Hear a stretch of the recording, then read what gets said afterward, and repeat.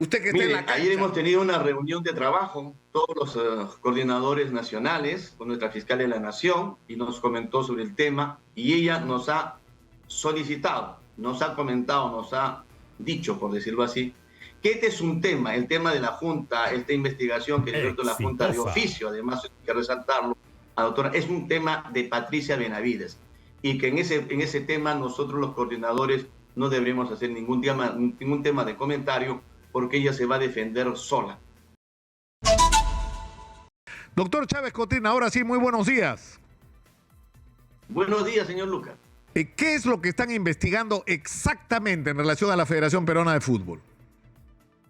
Bueno, existe denuncia de parte, sobre todo de la Asociación Deportiva de Fútbol Profesional, que ha formulado denuncia penal por delito de organización criminal, defraudación a las personas, fraude a las personas jurídicas, extorsión y otros delitos. Dentro de ese marco, el fiscal de crimen organizado, el doctor Orihuela, ha aperturado investigación por estos hechos a fines de diciembre y dentro de su estrategia solicitó en reiteradas oportunidades la documentación respectiva a los directivos de la federación, los cuales han hecho caso omiso a entregar la documentación requerida, motivo por el cual el fiscal se ha visto obligado, conforme lo establece la ley además, a recurrir al órgano jurisdiccional, y es el juez de la Corte Nacional el que ha ordenado que se haga un allanamiento con fines de documentación, de incautación documentaria. Por eso es que el día de ayer, a las 7 de la mañana, el doctor Orihuela, con un equipo de fiscales de crimen organizado, se ha constituido a la sede de la Videna, con el apoyo obviamente de nuestra Policía Nacional, y ha ejecutado el mandato judicial, y eso de las 6, 7 de la noche ha concluido con recabar toda la documentación que necesita para avanzar su investigación. Ahora, usted nos ha hecho, doctor Chávez Cotrina, una definición, digamos, de los cargos que se imputan en términos genéricos, pero específicamente, ¿qué estamos hablando?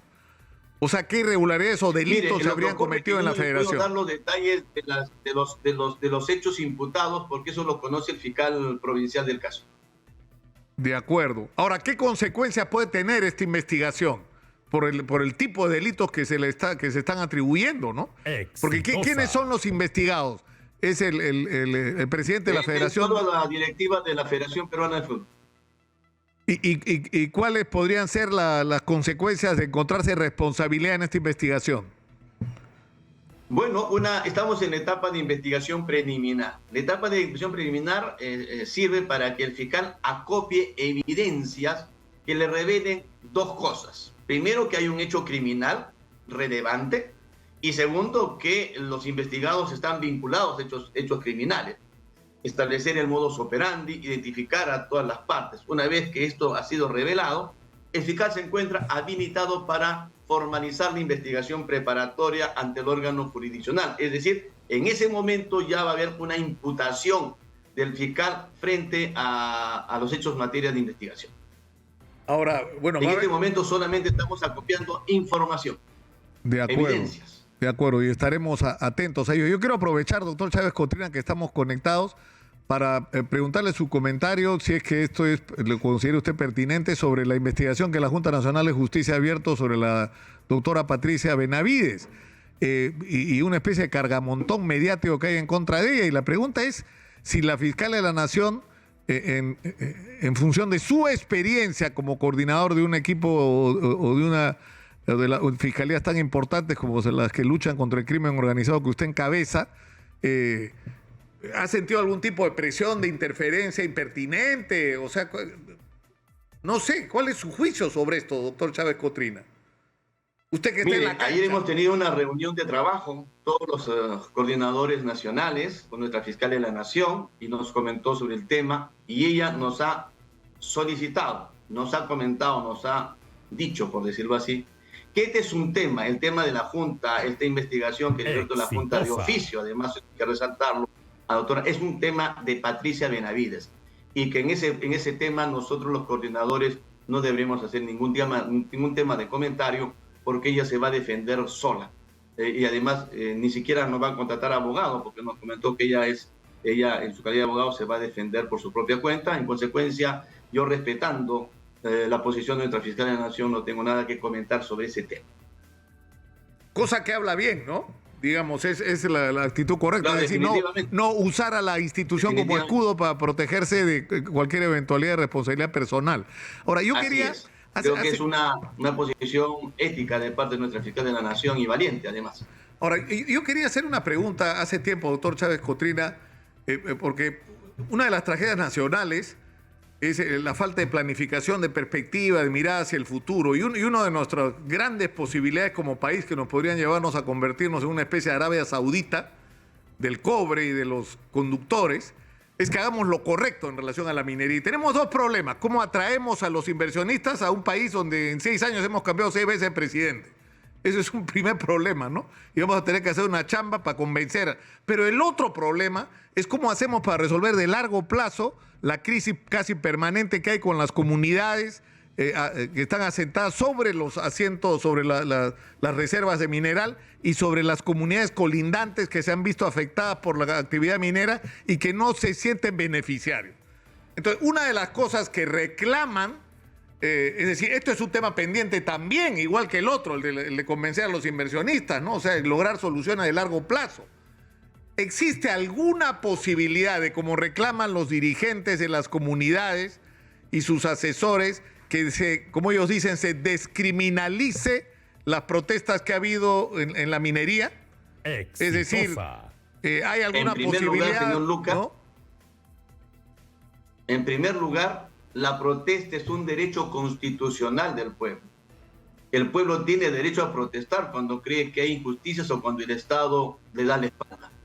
Pero ello no es óbice, ni pretexto, ni causa para que personas se aprovechen de estos reclamos de la población, se infiltren en estas marchas pacíficas y la conviertan en violentas. Entonces hay personas que se aprovechan de esta circunstancia para generar hechos vandálicos, hechos terroristas. Eso es lo que se criminaliza. No hay que confundir.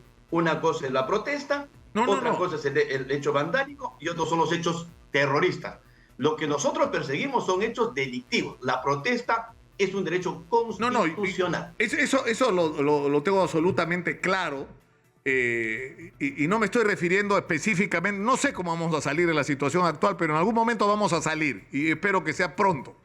Pero estoy hablando de un problema más permanente, es decir, lo que ha ocurrido con los conflictos mineros es que no solo actos de violencia se le han atribuido como responsabilidad a los dirigentes, pese a que no haya necesariamente una responsabilidad individual, sino que además, por ejemplo, se ha acusado a los abogados y a los dirigentes de extorsionadores frente a las compañías mineras por haber reclamado supuestamente más allá de lo que tienen derecho y han usado la protesta como instrumento para lograr sus objetivos. Es decir, no hay una manera distinta de manejar este asunto que nos dé un clima diferente para la negociación con las comunidades. O sea, ¿cómo se resuelve el tema de Tía María, por ejemplo, si los dirigentes de la Junta de Usuarios de Agua están perseguidos, están acusados de ser parte de organizaciones criminales y de delitos tan graves como eso, ¿no? Bueno, en primer lugar, que empiecen actuando dentro del marco de la ley. En segundo lugar, creo que es parte del Ejecutivo y es su responsabilidad de hacer planes y estrategias a largo plazo, mediano y corto plazo para poder darle a los mineros informales la posibilidad de poder formalizarse y además establecer conversaciones con las mineras formales, las grandes empresas, a fin pues de que cumplan con sus compromisos también, porque no es cuestión tampoco de cortar la madeja por el lado más débil. Entonces creo que el gobierno tiene una obligación de sentarse como conciliador y además es su función constitucional de poner las reglas claras respecto a la concesión y la explotación de las minas. Justamente porque no hay reglas claras o porque en los contratos no hay un veedor del Estado para ver que entre los acuerdos entre la minera y la comunidad se cumplan estos compromisos, viene la protesta social.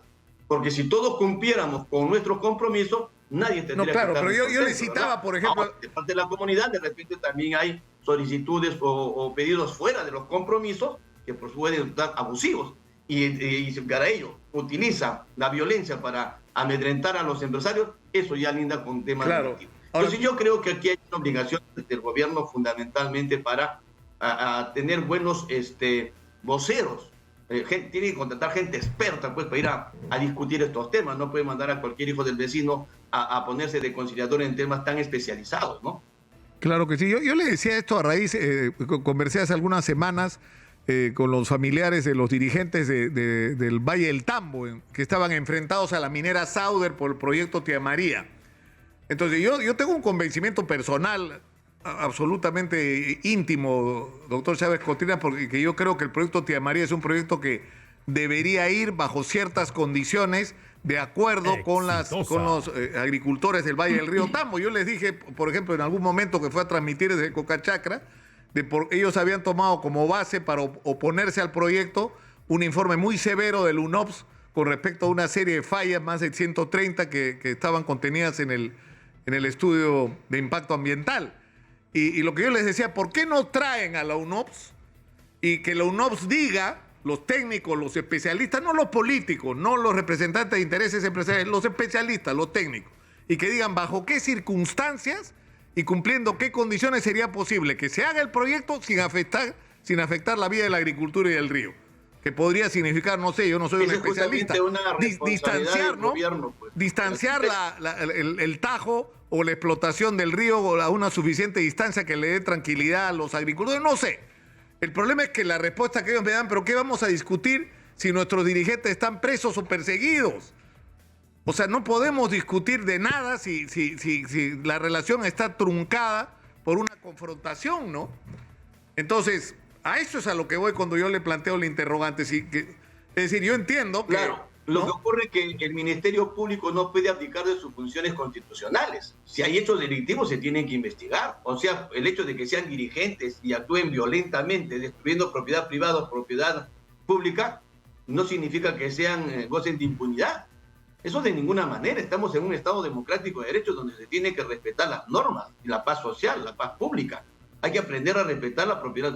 O sea, por el hecho de que yo protesto, tengo que ir a quemar carros, a secuestrar a los funcionarios o directivos de la empresa. Eso no está permitido. Porque si llegamos a ese nivel y permitimos eso, estamos en un estado de barbarie. La ley tiene que respetarse. Claro. Los dirigentes de las comunidades no gozan pues de impunidad en este país. Exitosa. Claro, el problema es que habría que determinar en qué casos los hechos criminales pueden ser atribuidos directamente a los dirigentes y no más bien a vándalos infiltrados, a violentistas que quieren aprovechar este clima digamos, de desencuentro para jalar agua para su propio molino, ¿no? Y si no ha ocurrido más de una oportunidad que se le ha atribuido a dirigentes, ¿no? En el transcurso de las investigaciones se va a determinar la responsabilidad de cada una de las personas. Porque recordemos que el derecho penal es un derecho de persona, no es un derecho de acto. O sea, a mí júzgame por lo que yo hago, no por lo que yo soy. Ese es el principio fundamental. Claro que sí. Ahora, para terminar, hay un sentimiento en la sociedad, doctor Chávez Cotrina, con respecto al tema de la impunidad. Es decir, uno tiene la sensación de que la justicia muere, o sea, ¿no es cierto?, donde debía imponerse. Es decir, uno ve a un delincuente que lo presentan, asaltó, mató a no sé quién, y un año y medio después otra vez lo vuelven a detener. Y, ¿quién lo liberó? ¿Cómo fue posible que esto pasara? O lo sentenciaron y le cambiaron la pena o se la redujeron.